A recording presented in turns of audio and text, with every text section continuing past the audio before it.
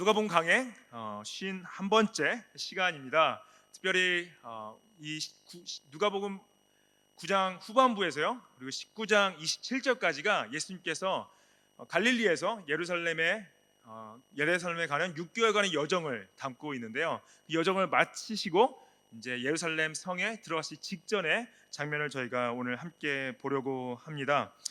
28절 말씀 보시면요, 예수께서 이 말씀을 하시고 예루살렘을 향하여 앞서서 가시더라. 예수께서 이 27절까지 그 전에 마지막으로 기록된 가르침은 열 문화의 비유였는데, 그 비유를 마치시고 여기서 예루살렘을 향하여 앞서서 가셨다. 영어로 보시면 He went on ahead.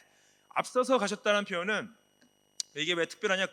그동안 예수님께서 예루살렘을 항상 그 유월절마다 오셔서 유월절을 지내셨죠. 근데 특별히 이번 유월절이 마지막 유월절로서 예수님께서 가진 그 사명을 완벽하게 지키시려고 하기 때문에 그것을 목적을 가지고 앞으로 가고 있다라는 표현을 쓰기 위해서 앞서서 가신다라는 표현을 가지고 있습니다. 이 앞서서 가시는 중에 감람원이라 불리는 산 쪽에 있는 벳바게와 베다니에 가까이 가셨습니다. 이 벳바게와 베다니는 특별히 예루살렘에서 한 3km 정도 떨어진 곳에 있는데요. 벳바게는 무화과의 집이라는 뜻을 가지고 있고, 베다니는 사랑의 집이란 슬픔의 집이라는 또 뜻을 가지고 있습니다. 베다니는 기억하시죠? 베다니에서 예수님께서 나사로를 부활하게 하셨습니다. 또한 베다니에서 어떤 일이 있었냐? 나사로의 누이였던 마리아가 예수님께 굉장히 값비싼 향유를 부어드리죠. 그 향유를 부어드린 행위 자체가 예수님의 죽음을 준비하는 것을 저희가 알 수 있었습니다.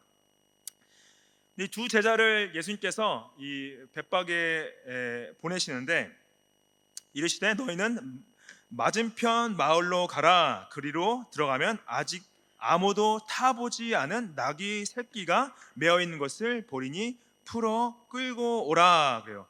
예수님께서 자신이 이제까지 6개월 동안 여정은 뭘 타고 오지 않으셨습니다. 계속 걸어서 오셨습니다.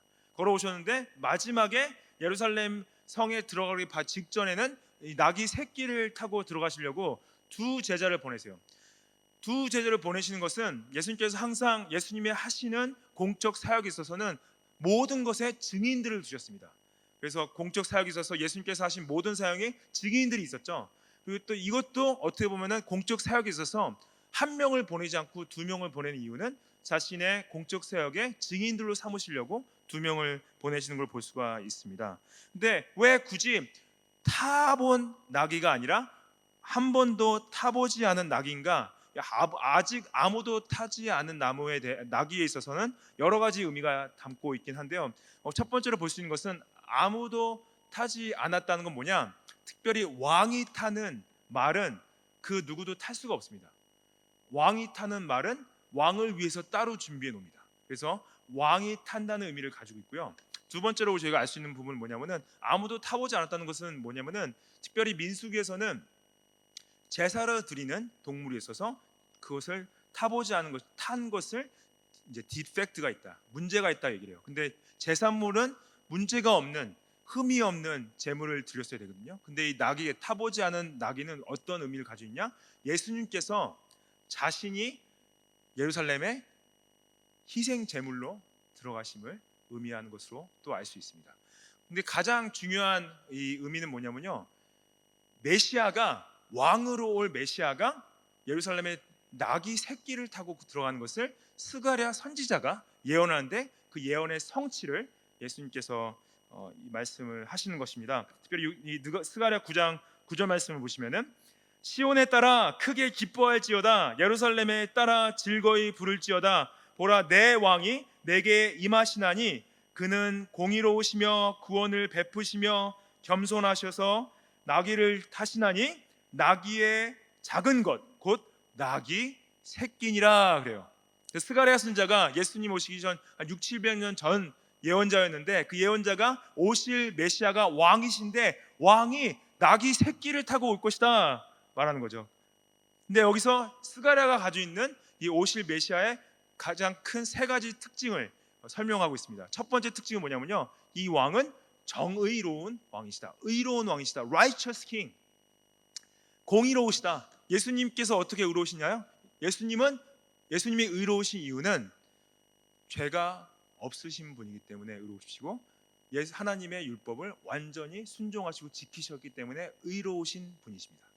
이 의로우신 왕을 믿으실 때 여러분도 의롭게 되실 수 있습니다. 그리고 또 두 번째, 이 왕은 구원을 베푸신다 그래요. 구원자 되시로. 이 왕은 그냥 왕이 아니라 구원을 줄 수 있는 왕이다. 무엇으로부터 우리를 구원하냐? 죽음으로부터 구원하는 왕, 심판으로부터 구원하는 왕, 지옥으로부터 구원하는 왕, 하나님의 진노로부터 구원하는 왕이 오시는 거죠. 또 세 번째 특징은 뭐냐? 세 번째는 겸손하신 왕이시다. 나귀를 타고 오시는 것이 겸손을 드러내신다 말씀하시는 거죠. 그래서 제자들이 이제 예수님의 명령을 받는데 예수님께서 이들에게 어떻게 하라고 설명을 해주십니다. 누가복음 19장 31절 말씀에 만일 누가 너희에게 어찌하여 푸느냐 묻거든 말하기를 주가 쓰시겠다 하라 하시매. 그래서 32절 보시면은 보내심을 받은 자들이 가서 말씀하신 대로 나귀 새끼를 풀 때 그때 인자들이 그 나귀 새끼의 주인이 말하죠. 왜 남의 동물에 손을 대냐? 말이 안 도둑질이죠 이거는. 남의 물건에 왜 손을 대냐? 인자가 있는 이르되 내 나귀 새끼를 왜 풀고 있냐 그러는 거죠. 여러분 이게 마치 누가 갑자기 집에 들어오셔서 차 키를 가지고 본인이 차를 킨다고 생각해 보세요. 왜 남의 차에 손을 대고 남의 차를 키고 있냐는 똑같은 표현입니다. 그렇죠? 이상하죠? 근데 인자들에게 말하는데 근데 제자들이 이 질문을 받을 거를 예수님께서 이미 듣고 질문에 대한 대답까지 들었죠. 그래서 뭐라고 대답하니까 네 주께서 쓰시겠다 그래요. 주께서 쓰시겠다. 여기서 주께서 the Lord has need of it. 근데 여기서 Lord가 헬라어로 쿠리오스라는 단어인데 쿠리오스가 당시 그냥 집 주인을 아니면은 그냥 동네 높은 위치의 사람을 그냥 주인을 표현할 때 쿠리오스 쓰는데 저희가 이 전체 상황을 봤을 때 어떤 분들은 그렇게 생각하는 사람들이 있어요. 이 주인이 이미 예수님과 어떤 개인적인 친분이 있어서 예수님을 그냥 주로 부른다 생각하는 분들이 계신데 이제 그거는 약간 오역이라 생각이 들고 어떻게 생각해야 되냐? 예수님께서 주인이신데 단순한 주인이 아니라 왕으로서 오신 온 우주의 주인 되심을 주권자를 드러내시는 거죠. 주권자 되셔서 이 나귀까지도 예수님이 주인 되신다라는 표현으로 볼 수가 있습니다. 그래서 예언하신 듯 미리 말씀하셨던 대로 이 나귀 새끼 주인이 제자들에게 나귀를 내주죠. 이 제자 두 명은 예수님께서 자신이 가진 신성을 통해서 예언하신 것들이 성취되는 것을 경험하고 증인들로서 세워지게 됩니다. 그래서 35절 말씀 보시면 예수께 끌고 와서 자기들의 겉옷을 나귀 새끼 위에 걸쳐놓고 예수를 태우니 가실 때 그들이 자기의 겉옷을 길에 펴더라 그래요. 당시 이제 나귀를 탈 때 안장이 필요하죠. 안장이 없으면은 미끄러 떨어질 수가 있죠. 근데 예수님께서 안장이 없으시니까 자신들의 옷을 안장 대신해서 걸쳤어요. 예수님을 거기에 앉힙니다. 근데 그 앞에 옷을 펼치는 행위는 뭐냐? 옷을 펼치는 행위는 왕이 지나갈 때 옷을 펼치는 행위인데 특별히 열왕기 하에서 예후 왕이 왕으로서 지나갈 때 백성들이 자신의 겉옷을 펼치는 장면들이 나옵니다. 예수님이 왕으로서 오시기 때문에 자신들의 옷을 펼치면서 이제 감람산은 이 올리브산이죠. 올리브산 내리막길에 가까이 오시는데 제자들과 온 무리가 37절에 자기들이 본 바 모든 능한 일로 인하여 기뻐하며 큰 소리로 하나님을 찬양했다 그래요.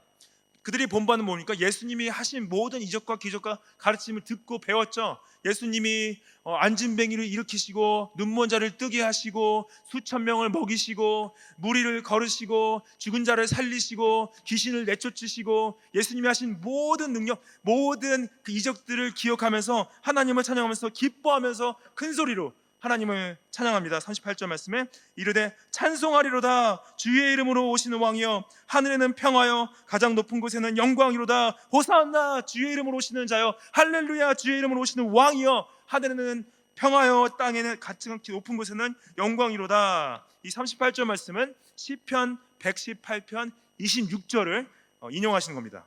여호와의 이름으로 오는 자가 복이 있다. Blessed is he who comes in the name of the Lord.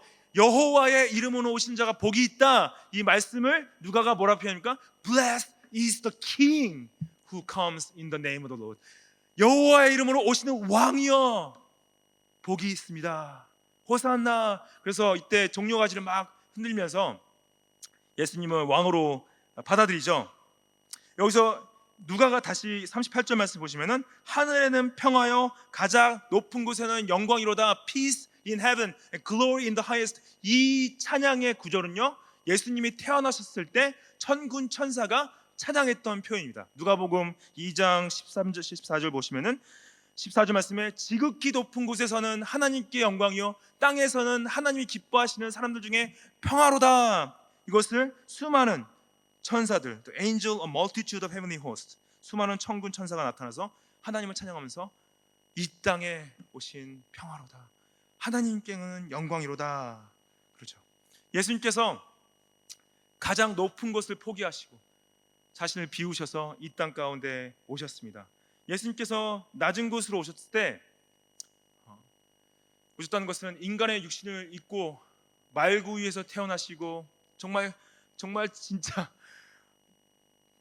가난에 찌들어 있는 집안에 태어나셔서 모든 괴로움과 고통과 아픔과 슬픔과 배반과 보함까지 당하셨죠. 예수님께서 나귀를 타고 입성하시는 것 자체가 어떻게 보면은 좀 저희가 생각에는 약간 코미디와 같습니다.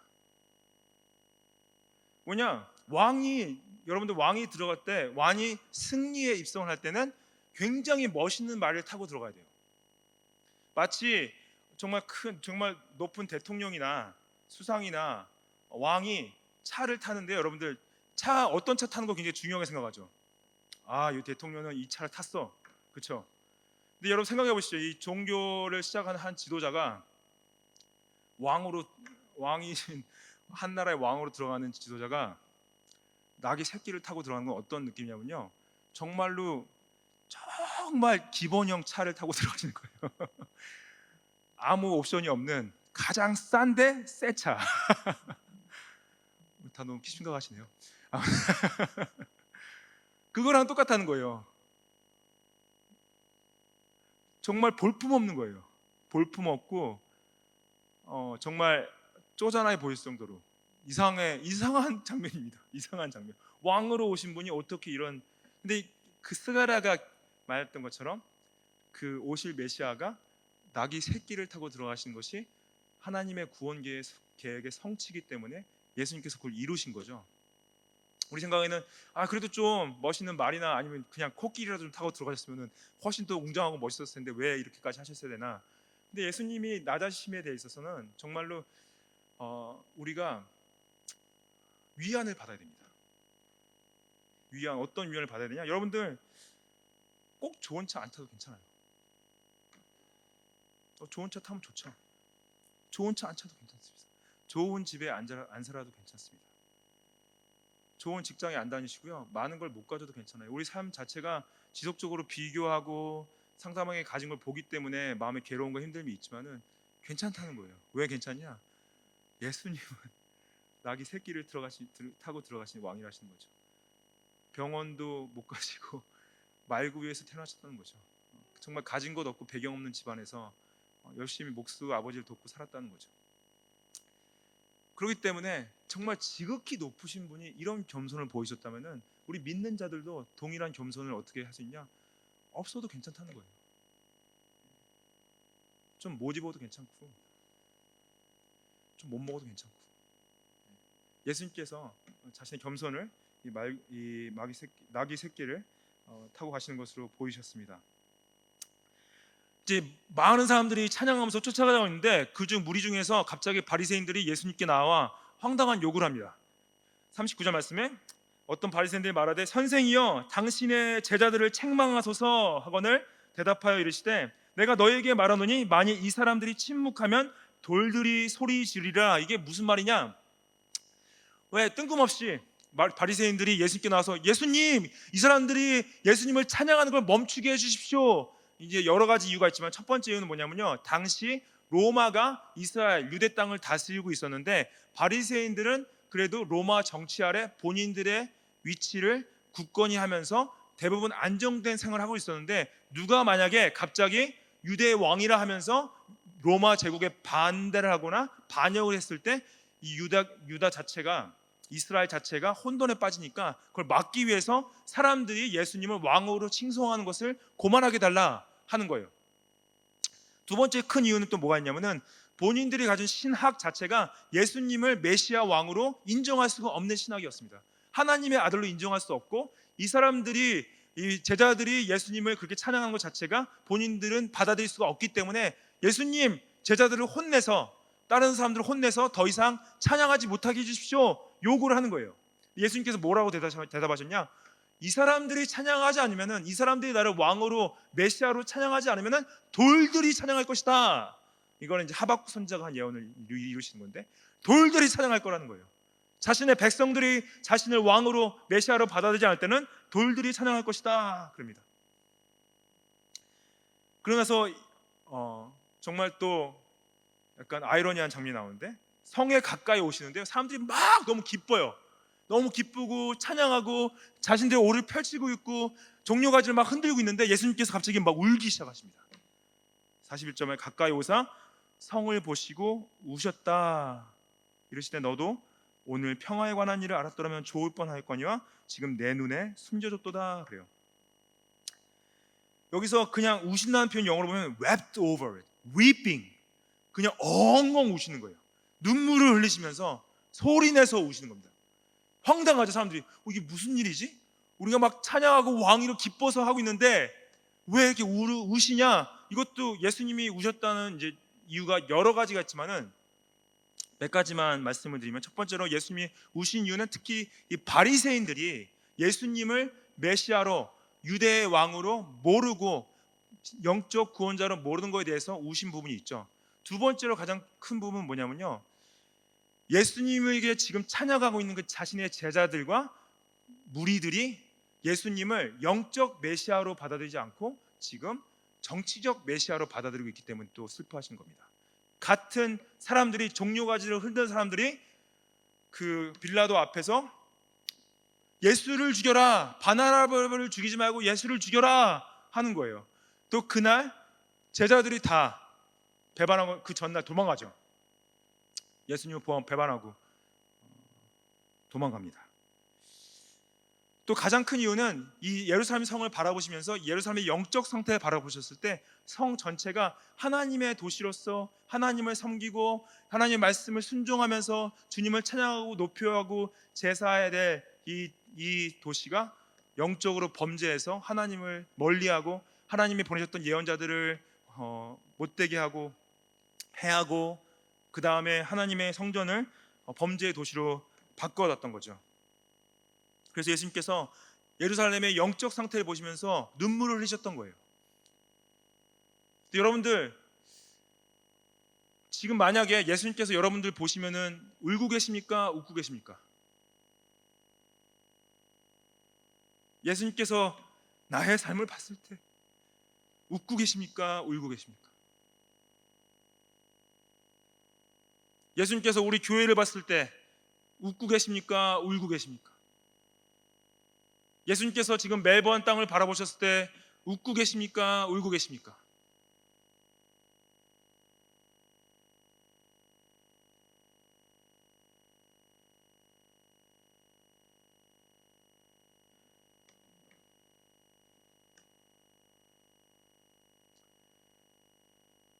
예수님께서 지금 울고 계십니다.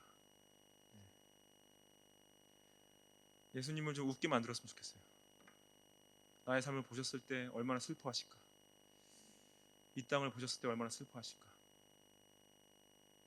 지난주에 3월 27일 날 미국 내시블에서 28살의 여자분이 여자분인데 남자로 성전환을 했다고 말하는 트랜스 분이 그 커베넌트 프리스비테리안 스쿨이라는 곳에, 그것도 참 아이러니하죠. 언약 장로교 학교에 들어가셔서 6명을 죽였습니다. 총을 쏴서. 6명 중에 3명은 아이들인데 9살짜리 아이들 3명이었어요. 그것도 선생님과 그냥 그날 임시 설교사 선생님도 죽였습니다. 6명. 내시빌 사람들이요, 그 사건을 보고 울지도 않았어요. 그냥 너무나 화가 나서 다들 그냥 무표정으로 시위를 했습니다. 너무나 화가 나서.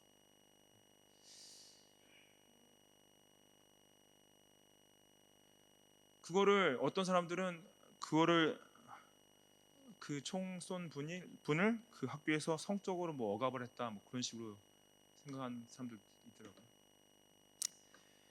아무튼 저희가 그런 사건을 들었을 때 마음이 너무 슬프죠. 예수님께서 동일하게 울고 계시다는 거죠. 예수님께서 또 여기서 우신 이유는 앞으로 있을 이 예루살렘 성의 심판 때문에 또 우셨습니다.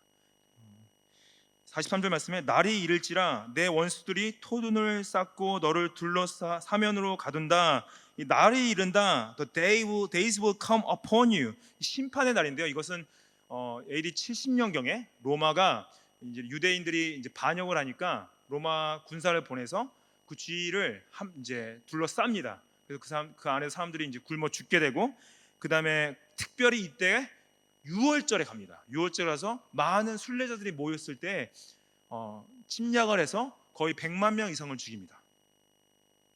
근데 예수님께서 자신을 메시아로 받아들이지 않은 것 때문에 이 일이 있을 것이라고 예언을 하신 거예요. 44절 말씀에 또 너와 및 그 가운데 있는 내 자식들을 땅에 메어치면 돌 하나도 돌 위에 남기지 않는다. 이스라엘 사람들은 가지고 있는 그 예루살렘 성과 성전에 대한 그 의미와 상징은 너무나 큽니다. 근데 성전까지, 두 번째 재건한 성전까지 다 무너뜨려 버려요. 벽과 모든 걸 다 무너뜨려 버립니다. 예언을 이루신 거죠. 예수님께서 그 사건 자체를 거의 40년 전에 예언하시는데, 그것은 유대인들이 자신을 메시아 왕으로 받아들이지 않았기 때문에 말씀하시는 거죠. 이 종료주의 다음 날 월요일 날 예수님께서 성전에 들어가시는데, 성전에 들어가서 정화를 하십니다. 45절 말씀 보시면은 성전에 들어가서 장사하는 자들을 내쫓으시며 그들에게 이르시되 기록된 바 내 집은 기도하는 집이 되리라 하였거늘 너희는 강도의 소굴을 만들었도다. 그러죠. 이거 잘 아시죠? 예수님께서 월요일 날 성전에 들어가셔서 성전에서 장사하는 사람들을 다 내보내시는데, 여기서 장사하는 사람들은 그냥 아무거나 파는 장사하는 말이 아니라 제사 제물을 파는 장사를 말합니다. 제사 제물을 파는데 왜 이 사람들이 잘못을 했냐? 제사장들과 담합을 해서 어떻게 했냐면요, 대부분 순례자들이 제물을 동네에서 가져와요.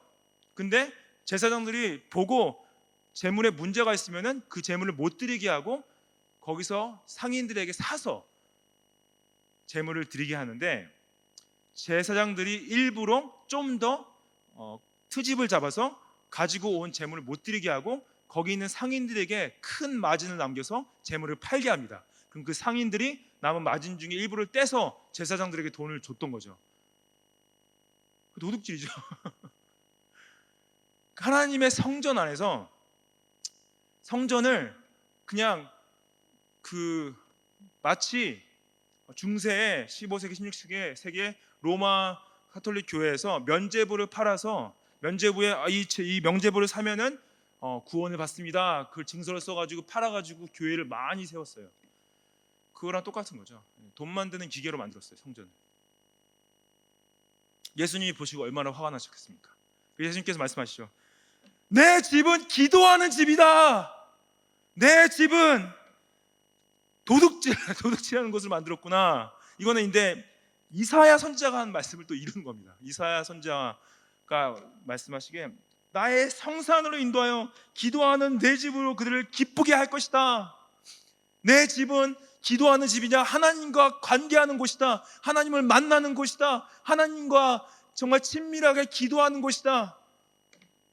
그리고 또 이 도둑의 속으로 만든 것은 예레미야가 예언합니다. 예레미야가 7장 11절에 내 이름을 일컫는 받은 이 집이 너희 눈에는 도둑의 소굴로 보이느냐? 그렇죠. 도둑의 소굴을 만들었다는 거죠.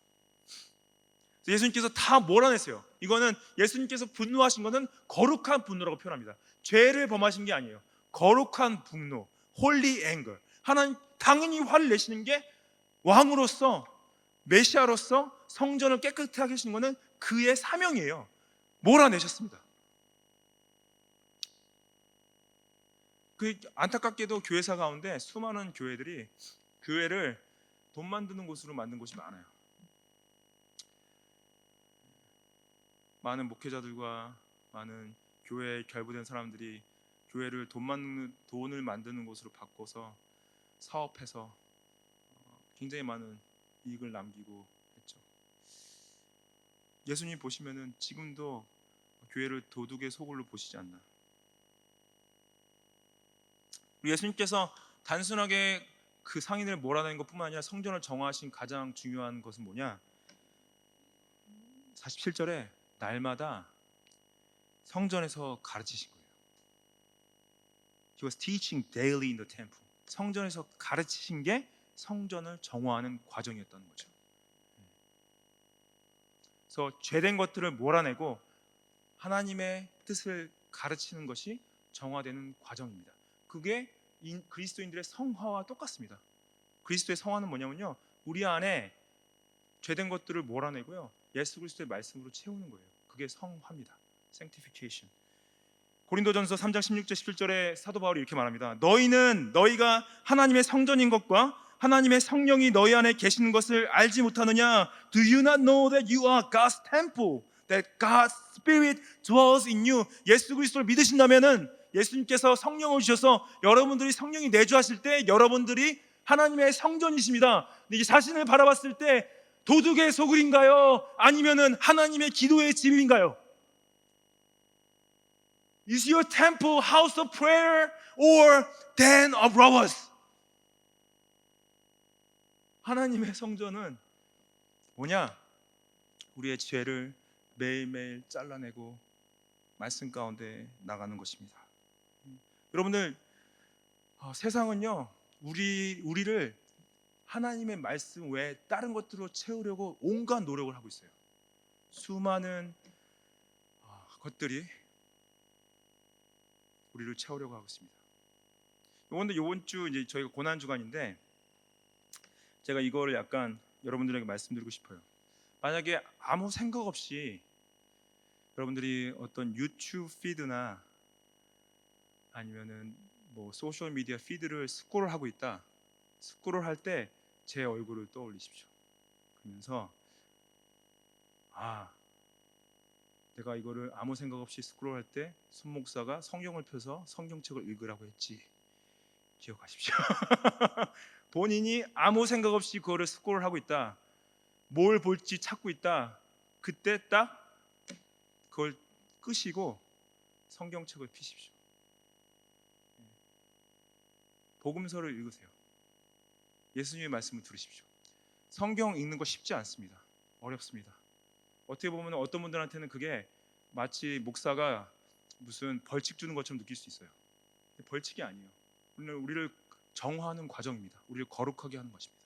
예수님께서 성령을 우리 안에 주셨고 성령께서는요, 우리가 정말로 쓰잘데기 없는 거, 쓰레기 같은 걸로 채워지지 않고요, 거룩하고 진리인 하나님 말씀으로 채워지기 원하십니다.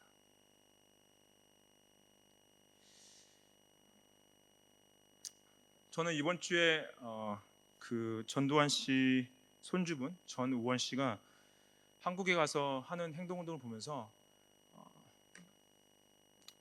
본인 잘못은 아니잖아요. 그렇죠? 자기 할아버지 잘못이지. 근데 자기 집안의 잘못이라 생각하면서 자신을 죄인 취급하면서 어느 정도 자기 최선을 다해 책임을 지려고 하지 않았나, 그런 생각이 좀 들었습니다. 영적 책임을, 자기 집안이 가지고 있는 그 죄된 영적 책임을 지려고 최선을 다하는 모습을 물론 보여주는 것이 그렇게 중요한 건 아니겠지만은 나름대로 그래도 최선을 다하는 게 아니었나 생각이 들었어요. 여러분들, 우리 자신에 대한 영적 책임을 좀 져야 될 부분이 있습니다. 그렇게 세상에서 죄된 것 때문에 가서 용서를 구하는데요, 우리 하나님 앞에서 우리가 죄를 범했다면은 주님 앞에서 영적으로 정화되어지는 우리 고난 주간 되시기를 축복합니다.